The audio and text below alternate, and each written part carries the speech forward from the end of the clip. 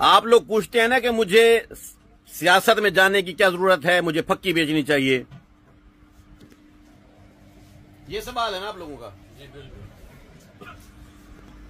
پچھلے 2 دن سے میرا ملازم جو میرے لنگر خانے میں روٹیاں پکاتا ہے، آپ لوگوں کو کھلاتا ہے، وہ تھانہ راجہ رام میں بند ہے، محسن اس کا نام ہے۔ ایلیگیشن ہے کہ جی اس نے ڈکیٹی کی ہے رات کو 9-10 بجے کے درمیان فلاں جگہ پہ۔ میرے تک بات پہنچتی ہے تو میں نے یہ والے CCTV کیمرے نکلوائے۔ DSP غلام مرزا سیال صاحب کی عظمت کو سلام کہ انہوں نے 2 سال پہلے مجھ سے 7 لاکھ روپے خرچہ کروایا اور میرے دواخانے پر کیمرے لگوانے پر مجھے مجبور کیا۔ اس کیمرے میں اس دوران وہ بندہ میرے دواخانے پر لنگر خانے کے اندر روٹیاں لگا رہا ہے، ادھر موجود ہے، مدعیوں کو بلایا ہے، ادھر بیٹھے رہے ہیں، CCTV دیکھتے رہے ہیں، لیکن ہٹ دھرمی نہیں جی، 80 بندے نو پچھاڑ دیاں۔ ایک بندہ ایک وقت میں ایک جگہ پہ ہو سکتا ہے نا، یا روٹیاں لگا سکتا ہے یا ان کی ڈکیٹی مار سکتا ہے۔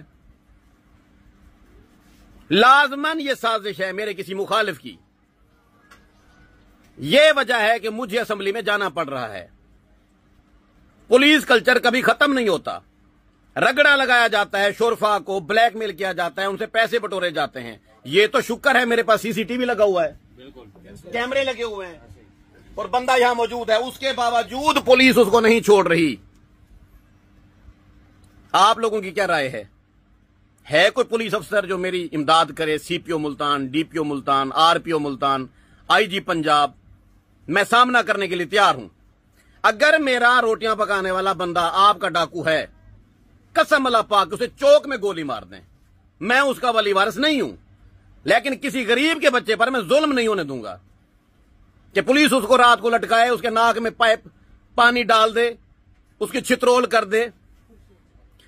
ہمارے اس معاشرے میں آواز اٹھانا جرم ہے۔ بتائیں میں کہاں جاؤں؟ تھانے میں بھی نہیں ہے۔ کہاں پہ بندہ نہیں ہے تھانے میں، پولیس کسٹڈی میں ہے لیکن تھانے میں نہیں ہے۔ تھانے میں نہیں ہے۔ SHO صاحب یہ ماننے ہیں، وہ میرے پاس ہے، کل میں ان کے پاس گیا تھا تو میں نے انہیں ویڈیوز دکھائی، انہوں نے کہا ایک شکل کے 2-3 بندے ہوتے ہیں، غلطی ہو گئی ہے، اس طریقے سے انہوں نے کہا ہے۔ انہیں ویڈیوز دی ہیں ہم نے باقاعدہ۔ بات کو ٹال مٹول کر رہے ہیں۔ میرے یہاں دواخانے پر کتنے لوگ ہوتے ہیں ہر وقت؟ 300 لوگ ہوتے ہیں۔ 300 پلس۔ آپ لوگ 300 لوگ قرآن پاک پہ ہاتھ رکھ کے کہہ سکتے ہیں کہ محسن اس وقت جب ڈکیٹی کی واردات ہوئی ہے وہ ادھر ہمارے دواخانے پر تھا؟ مسجد میں بیٹھ کر کہہ سکتے ہیں 300 لوگ کہنے کو، 300 لوگ مسجد میں بیٹھ کر صفائی دینے کو تیار ہیں کہ محسن اس وقت دواخانے پر موجود تھا۔ تو بتائیں لتر پریڈ کیسی، چھترول کیسی، ظلم کیسا؟